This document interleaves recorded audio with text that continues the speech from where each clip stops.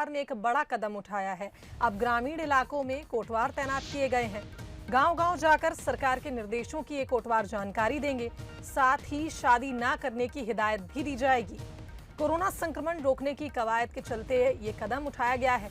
जिले में 17 मई तक कोरोना कर्फ्यू बढ़ाया गया और अब कोटवार गांव-गांव जाकर सरकार के निर्देशों की जानकारी देंगे। साथ ही शादी ना करने की हिदायत भी दी जाएगी। बिल्कुल, देखिए हमने और माननीय मुख्यमंत्री जी ने जब ये कहा कि भाई ये चीज़ शादी जो है वो बाद में भी हो सकती है, लेकिन कोरोना के संक्रमण की चेन को तोड़ना आज की प्राथमिकता होनी चाहिए और शादी बड़ा स्प्रेडर की भूमिका ना अदा कर ले, तो आगे कुछ सारे जो हैं इसे मुहूर्त आ रहे हैं। इसलिए हमने बहुत प्रोएक्टिवली स्टेप उठाया था।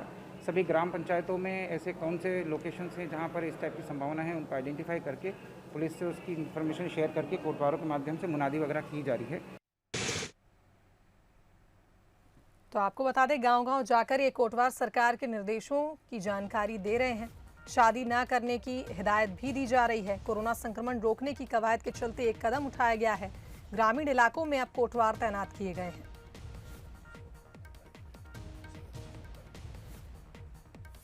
तो इस खबर पर हमारे साथ न्यूज हेड शरद द्विवेदी जी फोन लाइन पे जुड़ गए हैं। शरद जी, आपसे जानना चाहेंगे, लगातार संक्रमण शहरी इलाकों में तो था ही और अब ग्रामीण इलाकों में भी कोरोना ने पैर पसारना शुरू कर दिया है। ऐसे में एक बड़ा कदम सरकार की ओर से माना जा रहा है कि अब गांव-गांव जाकर कोटवार निर्देश देंगे और लोगों को जागरूक करेंगे। देखिए, ये एक अच्छी पहल है जो राज्य सरकार की तरफ से, और इसके पहले भी हमने देखा कि मुख्यमंत्री सिंह चौहान अब इस आशंका और इस जोखिम को बहुत अच्छे से देख और परख चुके हैं कि अब ये गांव की तरफ है कोरोना। और यही वजह है कि मुख्यमंत्री ने कुछ दिन पहले जब उन्होंने लोगों से अपने संदेश में बात की तो उन्होंने साफ तौर पर ये कहा, बंसल न्यूज से भी जब उन्होंने बात की तो उन्होंने कहा कि शादी ब्याह बिल्कुल इस समय मई में तो बिल्कुल भी हमको इससे दूर रहना है। और ये वैसा ही है शुभांगी की, जैसे हम किसी को तैरना नहीं आता है और हम उसे उतार दें या पानी में फेंक दें, यानी बहुत चुनौतीपूर्ण स्थितियां हैं जहां ना ऑक्सीजन है, ना वहां पर बहुत अच्छे से प्राइमरी हेल्थ फैसिलिटीज हैं। इन परिस्थितियों में गांव में जब कोरोना पहुंचा है तो बहुत देश के अलग अलग हिस्सों से बहुत डरावनी तस्वीरें हमारे सामने आ रही हैं, जिसमें मैं जिक्र नहीं करना चाहता क्योंकि मन को चिंता में डालने वाली खबरें दिखाना या उन पर बहुत अधिक चर्चा करने का ये समय नहीं, और उससे उसका कोई बहुत अर्थ भी नहीं निकलता। लेकिन उससे हम सबक ये जरूर ले सकते हैं। बंसल न्यूज अपील करता है खासतौर से जो छोटे शहर, कस्बे और ग्रामीण इलाके हैं जहाँ शादी ब्याह को लेकर अभी भी लोगों के मन में ये भाव है कि 50, 60 या 100, 200 लोगों के आने से कोई फर्क नहीं पड़ेगा।